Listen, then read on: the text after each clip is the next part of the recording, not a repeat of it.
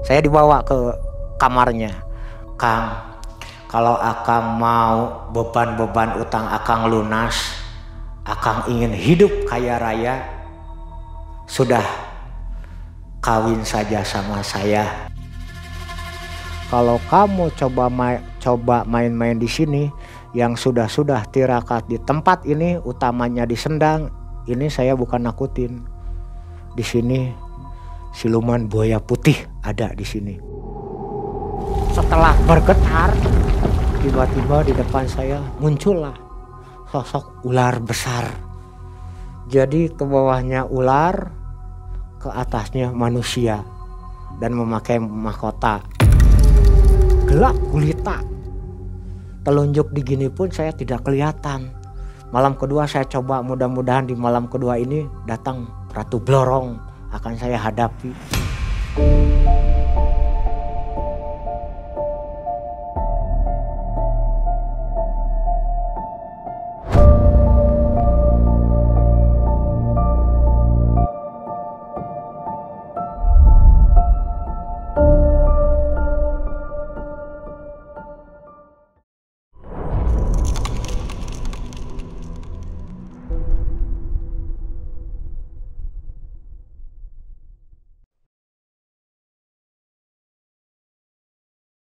Assalamualaikum warahmatullahi wabarakatuh.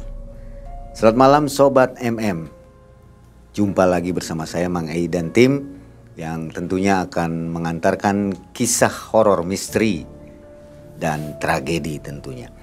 Nah, malam hari ini kembali kami hadirkan Kang Adi. Beliau adalah penelusur dunia pesugihan ya. Kali ini Kang Adi akan berkisah kembali tentang pesugihan Goa Nagaraja, tepatnya di daerah Cilacap ya, di mana Kang Adi kembali melakukan pesugihan di tahun berikutnya setelah video yang kemarin ya.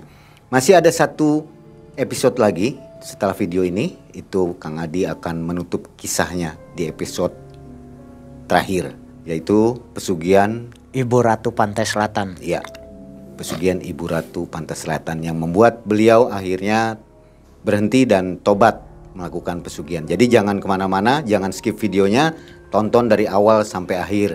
Jadi Anda benar-benar paham kisah yang dituturkan oleh Pak Adi ini adalah benar-benar nyata. Dan kita ke Pak Adi untuk mendengarkan kisah nyata pesugihan Goa Nagaraja. Silakan Pak Adi.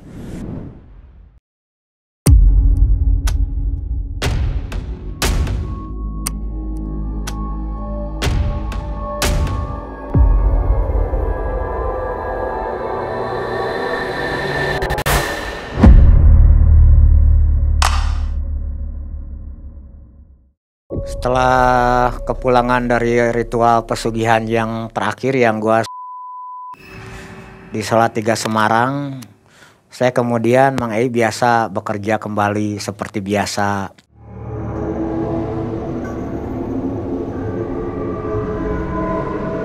Tapi di hati ini tetap masih penasaran. Saya coba kembali lagi ke tempat ziarah. Di tempat ziarah kebetulan di situ banyak orang-orang yang berbagai dari daerah ya, berbagai kota. Kita ngobrol biasa, sejalan beriringnya waktu. Ketika mereka pada pulang, saya tetap bertahan di situ ya, ziarah di daerah Ciwidey bersama teman saya. Kebetulan saya punya teman saya orang Ciwidey. Saya ziarah di situ berdua untuk menamatkan 3 hari 3 malam. Mudah-mudahan di makam keramat tersebut ada petunjuk bagi saya gitu. Nah, setelah hampir 3 malam, di posisi malam ketiga, tiba-tiba mata itu terasa ngantuk berat. Akhirnya saya tertidur di situ. Setelah tertidur, saya bermimpi ada tiba-tiba datang seorang putri dengan kepalanya memakai mahkota warna kuning. Dia berbicara kepada saya, ratu tersebut, kalau kamu ingin masalah keduniaan, daripada kamu di sini, sudah kamu menikah dengan saya, nanti saya akan berikan apa yang kamu minta. Utang piutang kamu akan terlunaskan. Permodalan usaha kamu untuk hidup, kamu akan kaya raya. Ratu tersebut berbicara begitu. Terus saya bertanya sama ratu tersebut, di sebelah mana emang ratu? Ini tempatnya kan saya tidak tahu di dalam mimpi itu. Saya tidak jauh kok lokasinya, di belakang makam ini. Nanti kamu di belakang makam ini ada bunga Kamboja. Bunga Kamboja, nah di bunga Kamboja itu turun ke bawah, kamu harus hati-hati karena di situ di bawahnya itu ada jurang ya, jadi arus air itu di bawahnya itu. Nah, posisi letak saya di pertengahan, ada sebuah goa, kamu ke situ aja. Tiba-tiba saya terbangun.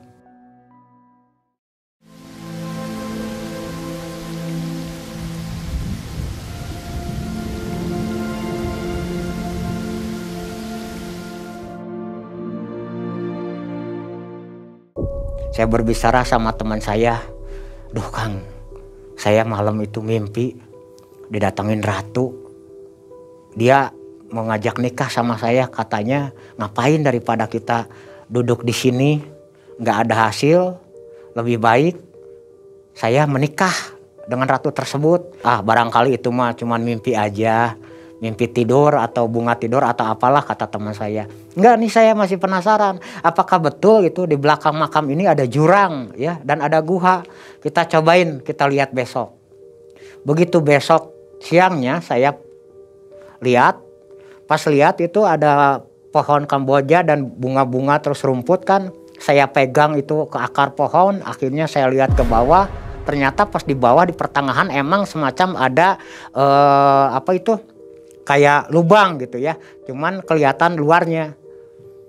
Setelah itu saya berbicara sama teman, ini kayaknya ini mau saya cobain, tapi Kang gimana nih, bingung cara turunnya itu harus gimana, soalnya kan tidak ada pegangan ini untuk turun ke bawah. Teman saya bilang, ini kayaknya mah mungkin Kang harus pakai tali. Tenang Kang, saya akan cari tali ini mah harus pakai tali tambang, soalnya kalau pakai tali rapiah bahaya, nanti kalau tali tersebut putus akan bisa terjatuh ke jurang. Karena posisi antara di sini makam keramat, di sini ada jalan sedikit ya, pohon-pohonan banyak. Nah di bawah pohon-pohonan ada pohon Kamboja, di situ bunga-bunga rumput. Nah di bawahnya itu ada aliran sungai dalam jurang gitu, ada jurang. Nah di pertengahan antara datar dan air tersebut ya, arus air, di tengah-tengahnya terletak ada guha. Tidak terlalu lama, ada mungkin kurang lebih sekitar 3 jam teman saya datang membawa tambang yang kuat. Kang, ini alhamdulillah nih saya dapat. Nah setelah itu teman saya mengikat tambang tersebut kepada pohon, akar pohon biar kuat. Setelah diikat sama teman saya, dijulurkan ya, diturunkan itu tambang. Kang, Akang benar nekat nih mau turun? Iya, saya turun aja udah, kamu di sini tungguin pokoknya mah.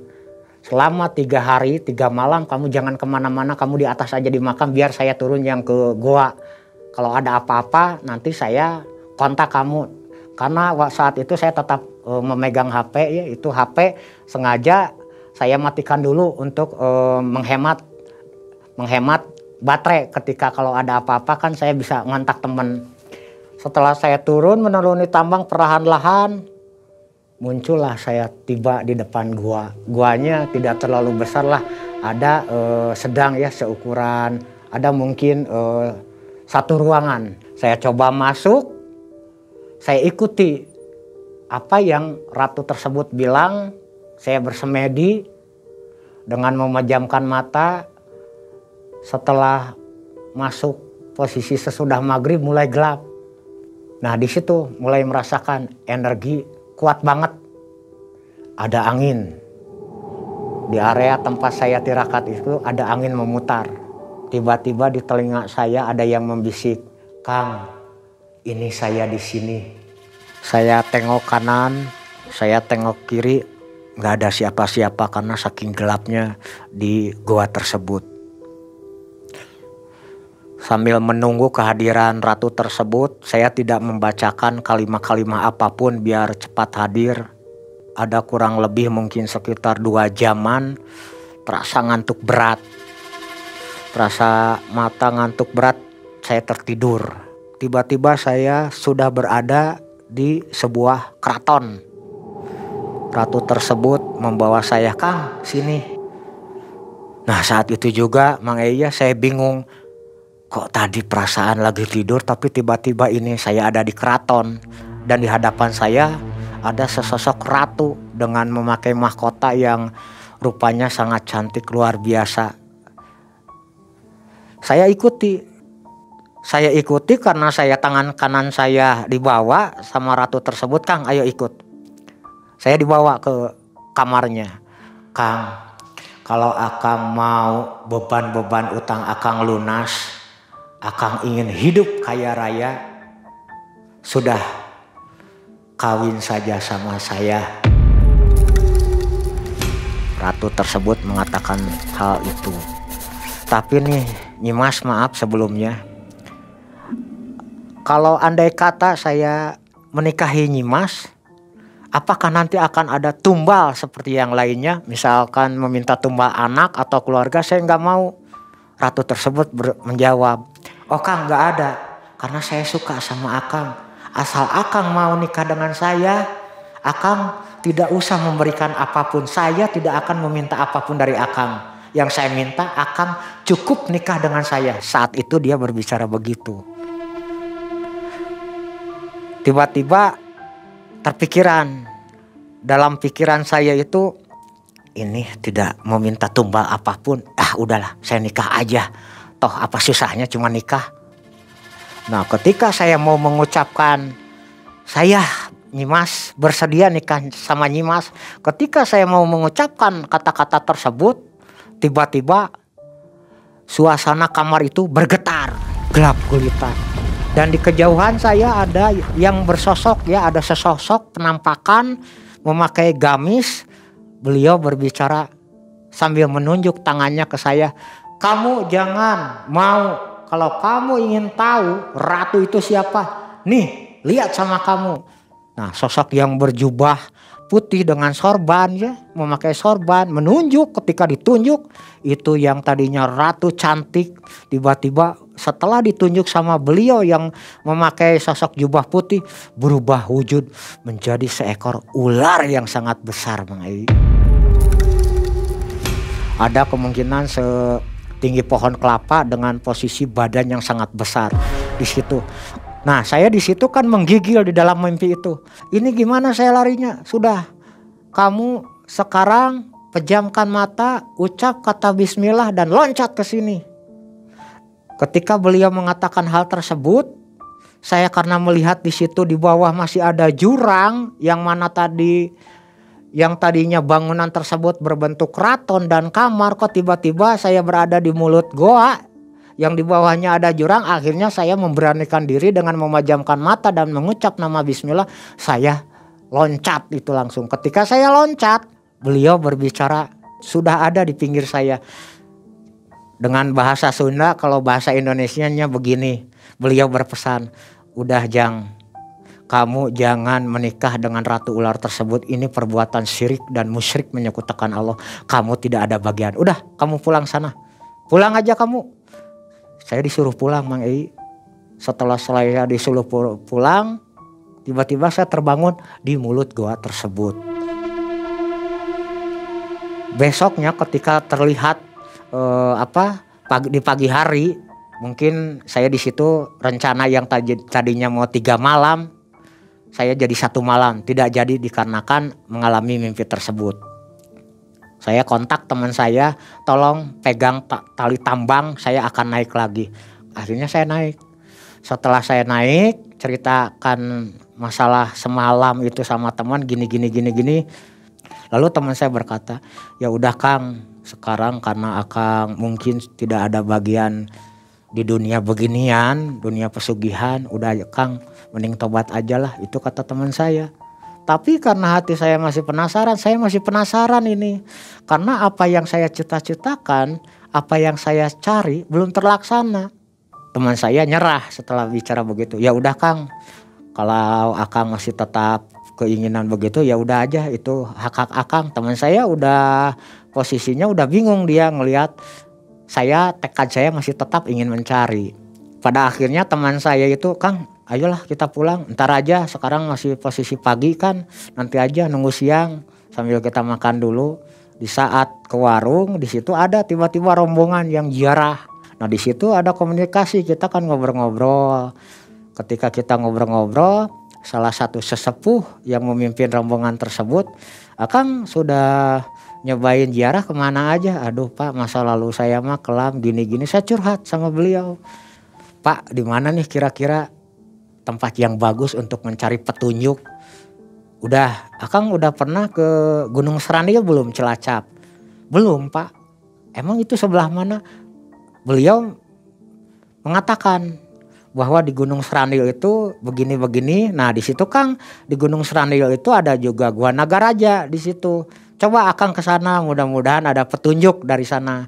Cuman beliau itu mengatakan bahwa di situ itu gimana keinginan kita, putih ada, hitam pun ada. Setelah kepulangan dari tempat keramat, berdasarkan informasi dari peziarah tersebut, saya catat itu ya, Mang Ei, alamat Gunung Serandil dan Gua Nagaraja itu saya catat komplit. Besoknya saya ada informasi dari teman, Kang, kira-kira mau kerja enggak? Nih ada, kebetulan saya saat itu punya teman yang orang Garut, Mang Ei ya, menawarkan pekerjaan. Pada akhirnya saya masuk kerja. Nah setelah saya kerja sambil mengumpulkan uang gaji, saya simpan, separuh saya berikan untuk istri saya, separuh lagi saya simpan untuk persiapan perbekalan saya menuju Gunung Serandil dan Gua Nagaraja. Ada kemungkinan saya mengumpulkan uang tersebut ada kurang lebih 6 bulan. Setelah segala sesuatunya siap, akhirnya dari kota Bandung saya naik kereta, berangkat saya ke stasiun Kroya yang di Cilacap.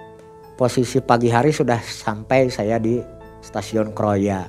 Di situ saya bertanya kepada penduduk di situ, Pak, ini saya mau menuju Gunung Serandil, arahnya kemana dulu Pak?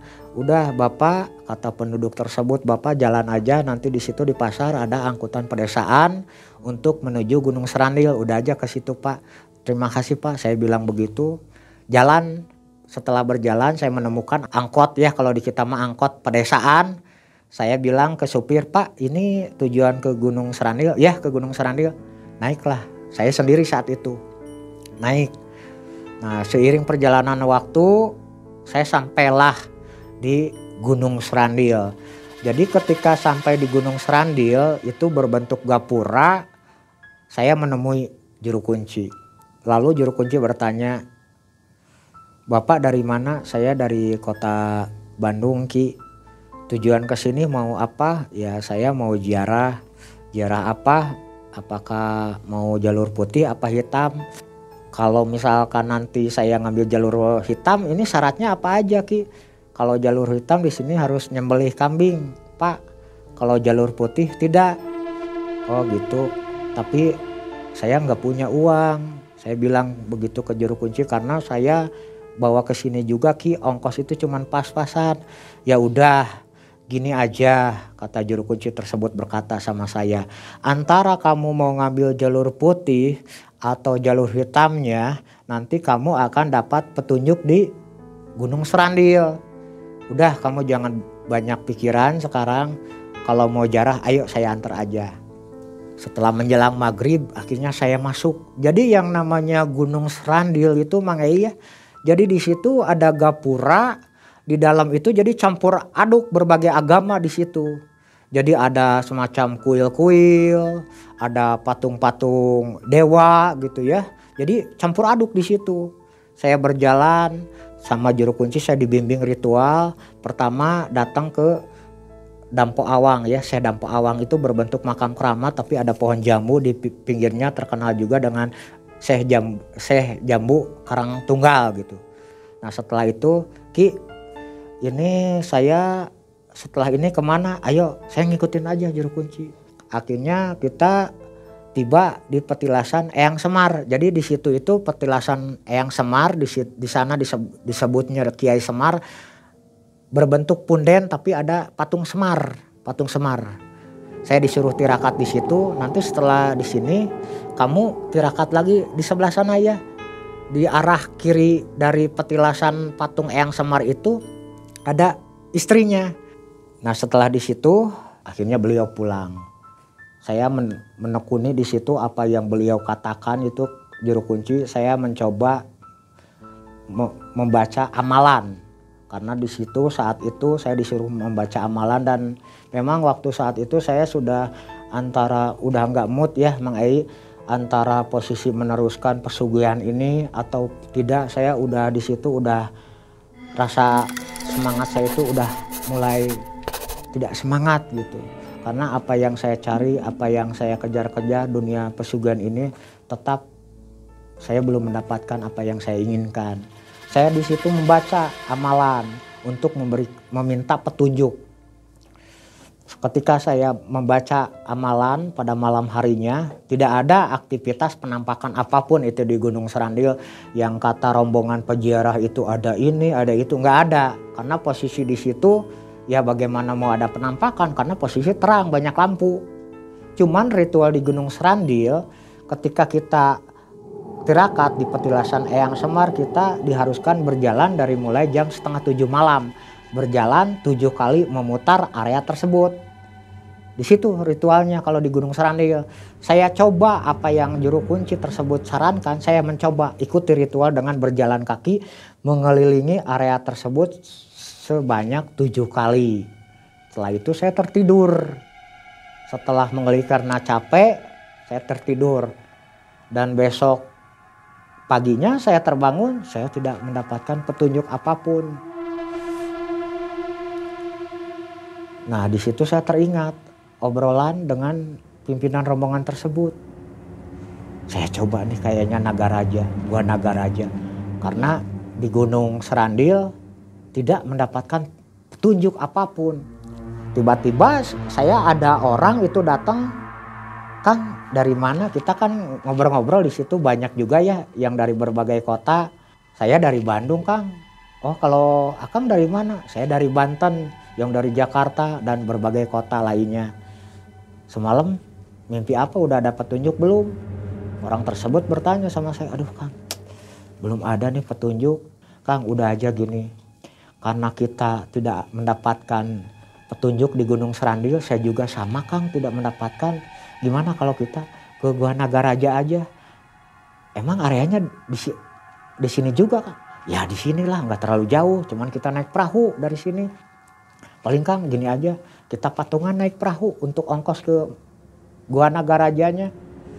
Saya bilang sama orang tersebut, Kang kalau seandainya masih area sini tidak terlalu jauh dan ongkos perahunya tidak terlalu mahal, ayolah saya udah tanggung Kang jauh-jauh dari Bandung ke sini tidak mendapatkan petunjuk, ayolah kita bareng. Nah kita berdua dengan orang Banten tersebut menuju ke Gua Nagaraja memakai perahu, menaiki perahu.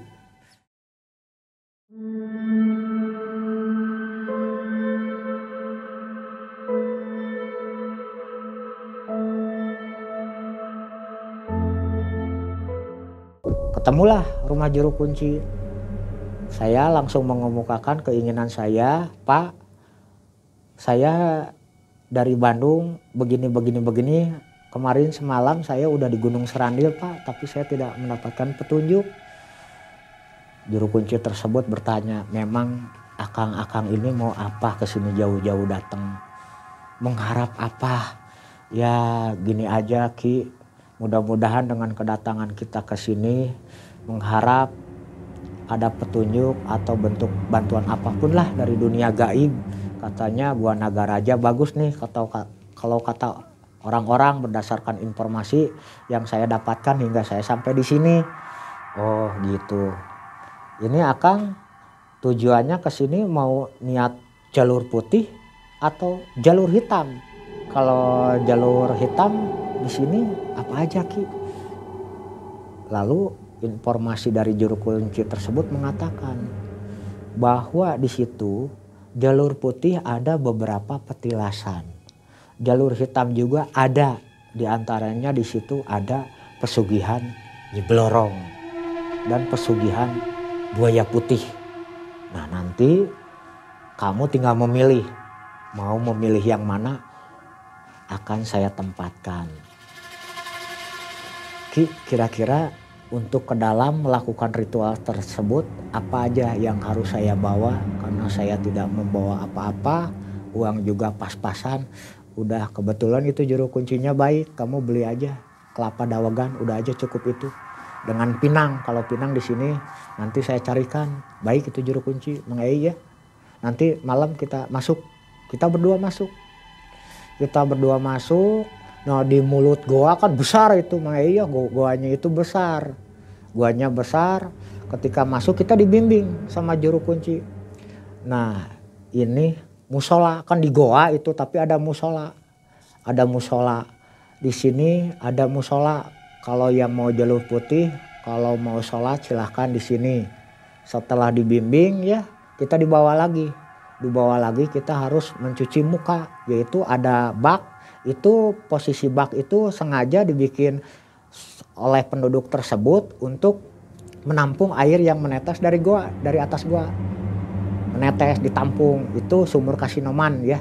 Jadi di situ kata beliau, kalau kita ingin awet muda ya cuci muka di situ.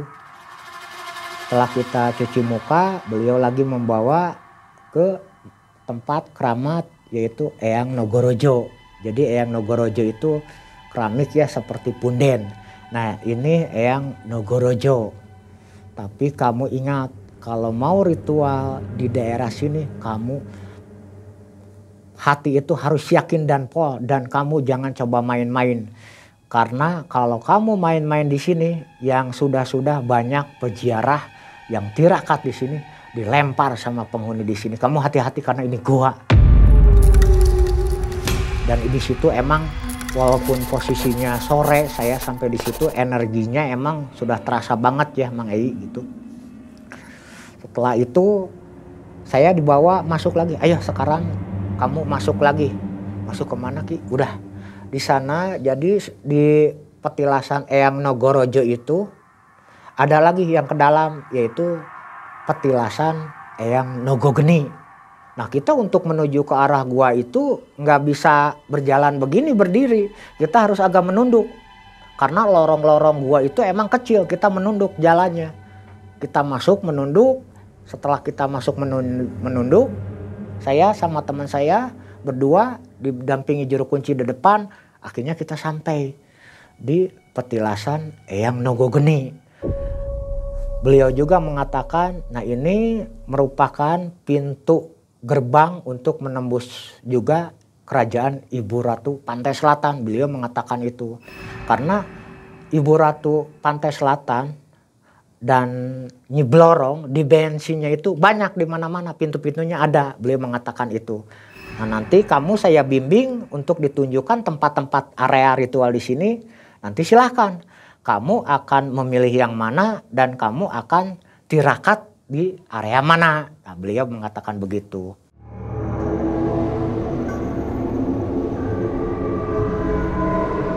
Setelah di gua Eyang Nogogeni, kita dibawa lagi keluar. Nah dibawa keluar itu di situ ada batu besar. Di batu besar itu di sebelah arah kiri ada juga batu ya. Jadi batu itu aneh gitu. Anehnya itu jadi di belakang batu itu seperti ada ekor gajah. Saya bertanya, Ki, kalau itu tempat petilasan siapa? Itu Prabu Anom. Jadi silsilah dari Prabu Siliwangi. Nah itu jadi keramat batu gajah. Jadi ada batu berbentuk seperti gajah karena ada ekornya di situ.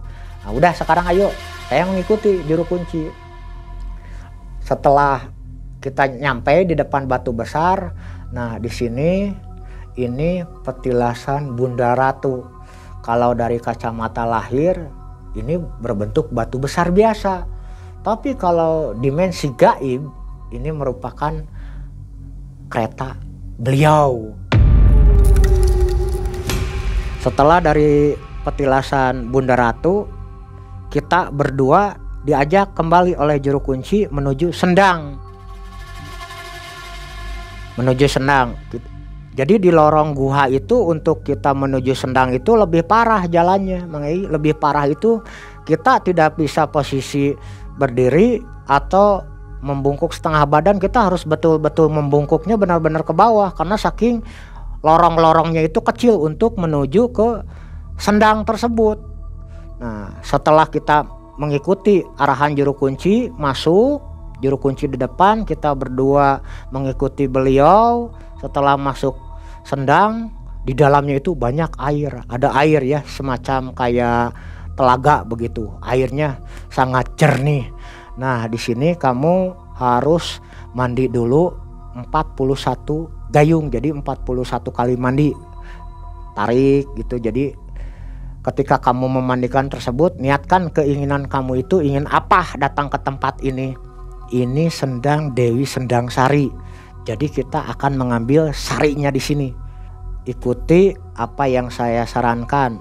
Kita lalu berdua mandi sebanyak 41 kali gayung ya, 41 kali siukan. Setelah mandi, wah itu rasanya dingin banget di situ Mang Ei, karena keadaan di dalam gua, suasana dan posisi cuacanya itu sangat dingin banget di situ. Kita juga hampir-hampir nggak kuat, apalagi pas disuruh mandi di situ. Dan beliau mengatakan, kamu berdua setelah mandi di sini, saya ingatkan sekali lagi, jangan coba-coba kamu main-main di sini. Kalau kamu coba main-main di sini, yang sudah tirakat di tempat ini, utamanya di sendang, ini saya bukan nakutin. Di sini siluman buaya putih ada di sini. Nah, beliau mengatakan hal tersebut. Setelah itu kita dibawa keluar sama juru kunci, keluar dari sendang itu. Nah, sekarang saya bertanya, kamu akan mau ngambil tirakat ritual di sebelah mana tempat yang tadi seperti petilasan-petilasan yang saya sebutkan? Apakah kamu akan tirakat di musola? Di sana ada juga Dewi Ambar itu. Atau kamu akan tirakatnya di petilasan Prabu Anom, yaitu ada keramik yang di depannya ada batu berbentuk gajah, ada ekornya. Atau kamu akan tirakat di Eyang Nogorojo, atau kamu akan tirakat di Eyang Nogogeni, atau kamu akan tirakat di Batu Bunda Ratu Nawangwulan, atau di Sendang. Memberikan pilihan juru kunci. Kalau saya akan tirakat di Bunda Ratu aja. Lalu itu yang orang Banten, dia akan melakukan ritual memilih di Sendang, yaitu pesugihan buaya putih. Akhirnya kita berdua ditempatkan oleh juru kunci. Selama 3 hari 3 malam kamu di sini. Kamu jangan kemana-mana kecuali setelah kamu mendapatkan petunjuk, baru kamu bisa keluar dari gua. Selama 3 hari 3 malam kamu lakukan puasa mati geni, tidak boleh keluar gua. Itu pesan juru kunci. Dan kalau siang ada kadang yang main, karena di situ teh gini Mang Ei ya, Gua Nagaraja itu di luarnya merangkap objek wisata juga ya, karena depannya kan pantai selatan. Jadi kalau siang ya rame yang melancong atau yang bermain di pantai, bahkan tidak sedikit yang memasuki Gua Nagaraja posisi siang harinya. Nah, kamu ketika ada orang tersebut, kamu jangan ritual kalau siang, jalan-jalan apa kek gitu kata juru kunci. Pokoknya mah kamu untuk siang boleh keluar biar terlalu tidak mencolok. Tadi pilihannya itu memilih apa? Hitam atau saya putih? Memilih hitam. Kenapa nggak milih putih? Karena saya penasaran dengan informasi dan berbagai cerita dari orang-orang ya, yang namanya pesugihan Nyi Blorong. Yang sering berhasil. Makanya saya coba di situ. Makanya ambil yang hitam. Ambil yang hitam saya. Setelah juru kunci memberikan saran tersebut, akhirnya beliau pulang. Kita pada waktu malam itu kebetulan yang ritual itu cuma 2 orang, yaitu saya dan teman saya yang ketemu tidak sengaja itu juga di Gunung Serandil. Malam pertama yang saya lalui, karena itu guanya luas banget di situ, sempat saya juga ya Mang Ei rasa takut yang namanya manusia kan ada rasa takut. Yang saya takutkan itu sebetulnya bukan dari gangguan bangsa gaib. Kalau gangguan bangsa gaib mah saya nggak peduli, mau datang apapun juga saya udah ikhlas, udah pasrah saya. Yang saya khawatirkan dan saya takutkan itu takut binatang buas yang asli datang gitu, karena guanya sangat besar sekali. Malam pertama ketika saya diam di situ cuman terasa ada hembusan angin dari arah kanan, arah kiri. Terus sesekali juga ada yang mengusap rambut saya.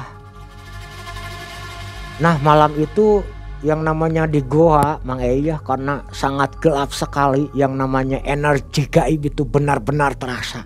Kalau orang yang mentalnya belum pol gitu ya, jangan coba-coba untuk tirakat ritual di Goa Nagaraja, karena energi dan keangkerannya wah benar-benar di situ. Saya juga kalau tidak kurang-kurangnya melihat beban masalah utang piutang dan melihat terpikiran anak, terus terang secara naluri manusia pasti saya akan lari di situ. Karena diam di goa yang sangat besar dengan mulai energi-energi mulai berdatangan, itu energi gaib. Cahaya putih saya melihat di situ. Cahaya biru, cahaya merah datang saling berganti. Sebesar bola api, kayak seperti bola api datangnya putih. Datang putih, setelah datang sinar putih itu malam ke-1 datang sinar putih, setelah datang sinar putih itu datang lagi sinar hijau kebiru-biruan, yang ketiga datang sinar merah. Nah itu malam pertama saya cuman ada adaptasi kehadiran energi gaib itu cuman itu. Besoknya di malam kedua mulai terasa yang namanya perut menahan lapar dan dinginnya goa, sama napas juga mulai agak sesak saya karena di dalam goa dan gelap gulita. Telunjuk di gini pun saya tidak kelihatan. Malam kedua saya coba, mudah-mudahan di malam kedua ini datang Ratu Blorong akan saya hadapi. Di malam yang kedua mulai di situ aktivitas gaib itu mulai kencang. Tiba-tiba terdengar auman.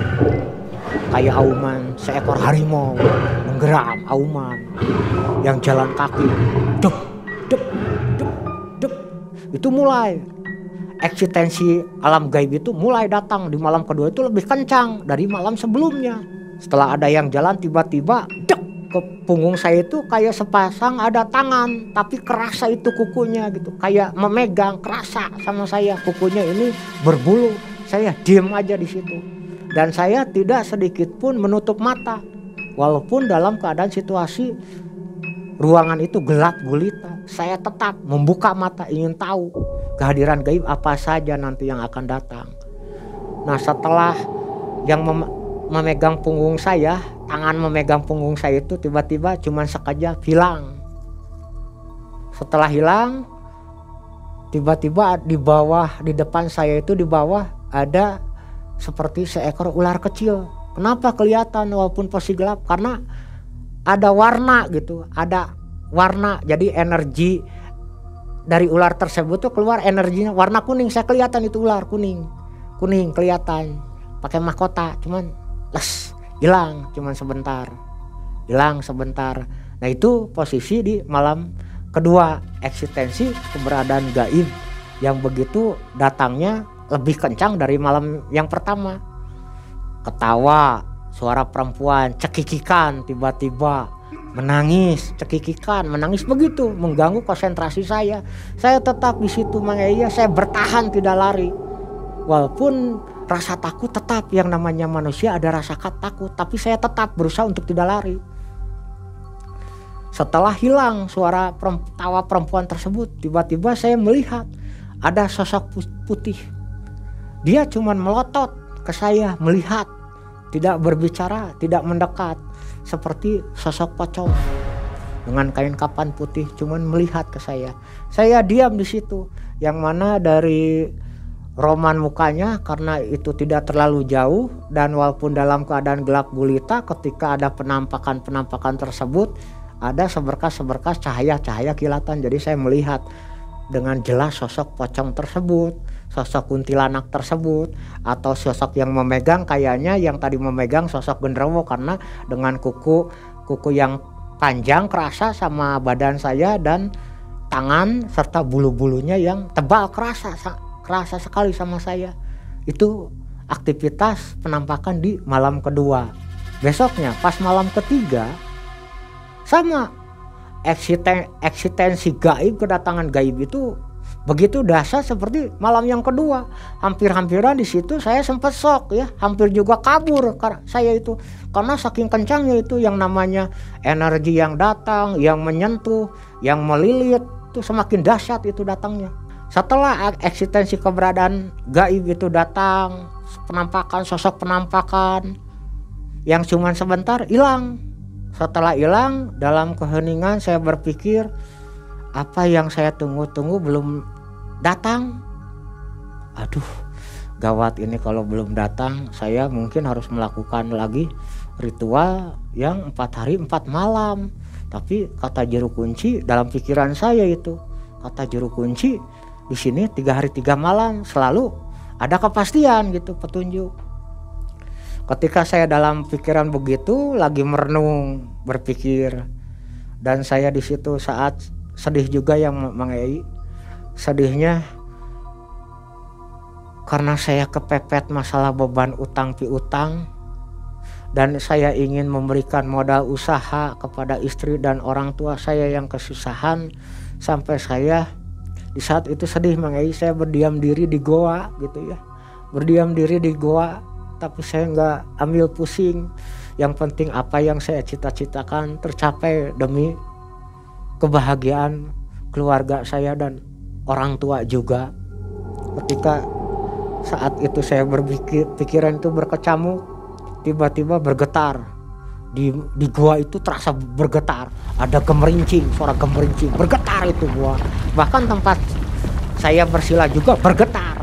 Setelah bergetar, tiba-tiba di depan saya muncullah sosok ular besar. Jadi ke bawahnya ular, ke atasnya manusia dan memakai mahkota. Lalu sosok tersebut berkata, "Kamu datang ke sini ingin apa?"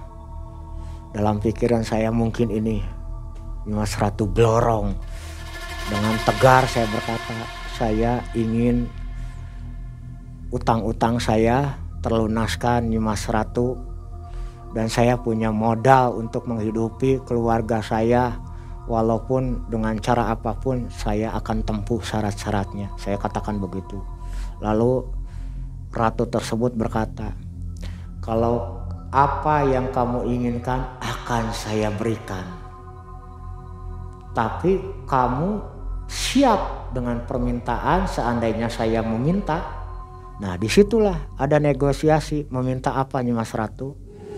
Saya tidak meminta banyak, saya cuma minta satu. Saya minta anak kamu. Kalau kamu memberikan anak kamu, akan saya berikan apa yang kamu inginkan. Uang ataupun emas saya berikan, asal mau kamu memberikan anak yang saya minta. Nah, karena Nyimas Ratu tersebut sama meminta anak seperti pesugihan-pesugihan yang sebelumnya saya lakukan, akhirnya saya di situ Mang Ei menolak. "Aduh maaf Bunda Ratu, kalau anak saya tidak bisa. Kalau Bunda Ratu menginginkan apakah bisa ditukar dengan kambing atau sapi?" "Tidak mau, saya tetap ingin anak kamu. Kalau kamu memberikan anak, saat ini juga kamu akan saya berikan apa yang kamu inginkan." Karena di situ tetap meminta anak, saya tidak mau. Akhirnya saya menolak. "Kalau kamu menolak, kamu tidak ada bagian di sini." Tiba-tiba setelah beliau mengatakan begitu, ratu tersebut bergemuruh langsung hilang. Sesaat setelah hilang, ada di belakang saya yang berjalan kaki. Dep, dep, dep, dep. Beliau berjalan kaki, tiba-tiba nampaklah di depan saya dengan sosok memakai jubah putih, jenggotnya ada segini, dengan Wibawa beliau mengatakan, kamu di dunia pesugihan yang kamu kejar, Eyang tahu kamu tidak ada bagian. Sudah kamu pulang saja. Jangan kamu teruskan niat kamu. Karena kemanapun kamu mencari apa yang kamu inginkan, kamu tidak akan mendapatkan. Karena kamu tidak ada bagian di bidang dunia pesugihan. Beliau mengatakan seperti itu garis besarnya. Setelah itu hilanglah beliau. Besok harinya setelah saya terbangun, saya datangi langsung ke rumah juru kunci, saya ceritakan begini-begini. Akhirnya juru kunci mengatakan, ya Bapak mungkin tidak ada bagian dari dunia pesugihan. Kalau dilihat dari pembicaraan kehadiran sosok yang berjubah putih itu Eyang Nogorojo. Jadi Bapak itu nggak ada. Jadi kesana kemari percuma sekarang. Sudah Bapak tobat aja karena Bapak tidak ada bagian di dunia pesugihan. Kecuali kalau Bapak full. Ini saya lihat Bapak tidak full. Dalam arti kalau misalkan Bapak ingin berhasil dunia pesugihan, apa yang gaib minta? Minta anak, berikan. Minta ayah, berikan. Andai kata minta ibu atau siapapun keluarga kita diminta kita berikan, Bapak pasti jadi. Karena Bapak masih ada keraguan dan rasa kasih sayang sama keluarga, Bapak percuma. Kemanapun Bapak tuju, berapa tahun pun Bapak mencari tempat-tempat pesugihan, Bapak tidak akan berhasil.